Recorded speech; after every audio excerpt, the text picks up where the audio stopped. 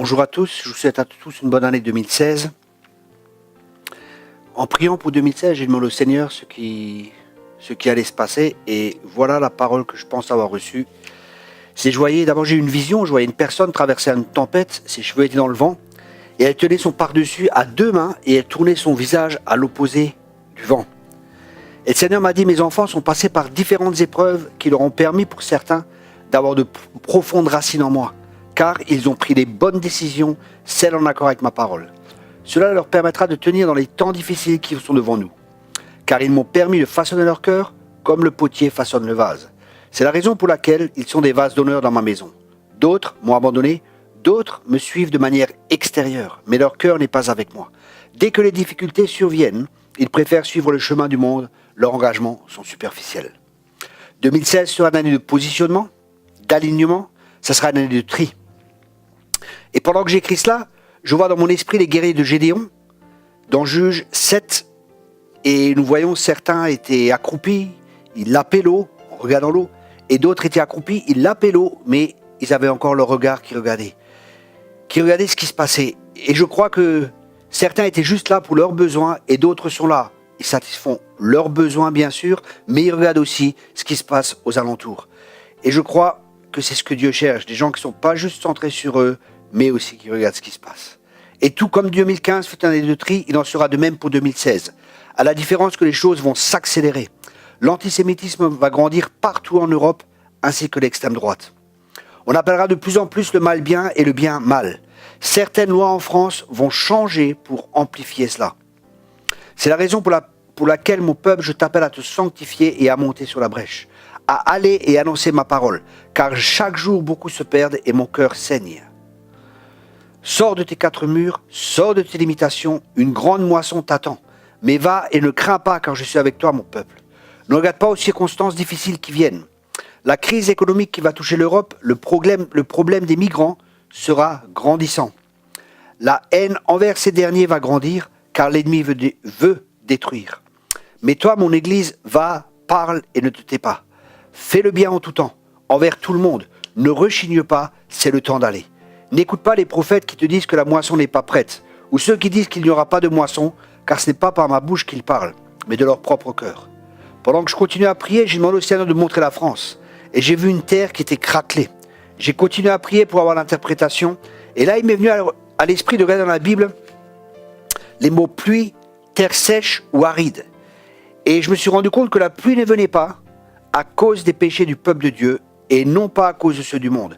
Je ne pense pas que Dieu ne veut pas envoyer la pluie, mais il y a des lois spirituelles qui sont établies par Dieu qui empêchent la pluie de venir.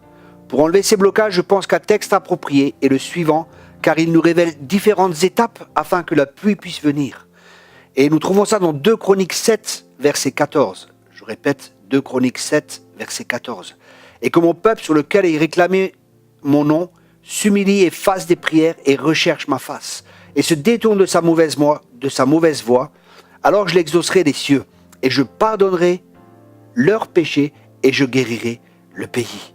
Ici, nous voyons qu'il y a un alignement avec nous, et la répercussion qu'il y aura sur la nation.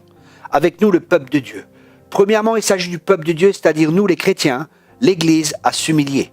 S'humilier, c'est-à-dire s'aligner avec Dieu, en étant en accord avec lui. Changer l'orientation de nos pensées, se repentir, aligner nos pensées avec ses pensées. Faire des prières, il existe différentes sortes de prières. Prière individuelle, prière collective, prière de la foi, prière d'accord, combat spirituel et autres. C'est selon la direction que l'Esprit donne à chaque personne. Et je crois que toutes ces prières sont nécessaires. Pour savoir comment prier, nous devons bien sûr dépendre du Saint-Esprit. Ensuite, il est dit, recherche sa face. Là, je pense qu'il s'agit d'avoir à nouveau un cœur enflammé, ou de revenir au premier amour. Le chercher, lui, non pas pour ce qu'il nous donne, ou des directives ou autres, mais le chercher, lui, pour lui. Là, il nous révélera des choses qui sont cachées, enfouies dans nos cœurs, et donc nous devons nous repentir de ces choses-là, afin que notre cœur soit pur, parce que ceux qui ont le cœur pur verront Dieu. Je pense également que les péchés dans une nation donnent des droits à l'ennemi. Ces péchés peuvent dater de plusieurs générations et entraînent ainsi une malédiction sur une nation. Et pour appuyer ce que je viens de dire, nous voyons cela dans la parole de Dieu, dans Jérémie 23, verset 10. Jérémie chapitre 23, verset 10. car le pays est rempli d'adultère, le pays est en deuil à cause de la malédiction. Les pâturages du désert sont desséchés, on court au mal, on n'a de courage que pour l'injustice. Je crois que Dieu veut nous conduire aussi à prendre place dans la brèche, à s'identifier à ce qui se passe dans notre pays, à s'humilier, à se repentir. Le Seigneur va nous conduire dans la brèche, à reconnaître les droits de l'ennemi dans notre nation et à enlever ces derniers pour que la bénédiction puisse revenir sur notre nation. Là, nos prières seront exaucées, le pardon sera donné et la guérison viendra sur notre nation. Si vous écoutez ma parole et suivez mes directives, j'enverrai mon esprit et un puissant mouvement de ces derniers se manifestera en France. Je réveillerai l'esprit des prophètes de sa nation. Ma parole sera prêchée avec puissance, accompagnée de signes, de prodiges et de miracles. Voilà, c'est ce que je pense avoir reçu pour cette année. J'engage chacun à s'examiner personnellement devant le Seigneur, à prendre position. Je crois qu'une grande moisson est prête, que nous sommes dans un temps de préparation. Permettons à l'Esprit de Dieu de nous façonner, de nous préparer et engageons-nous. Ça sera une année merveilleuse, malgré les difficultés, malgré toutes ces choses.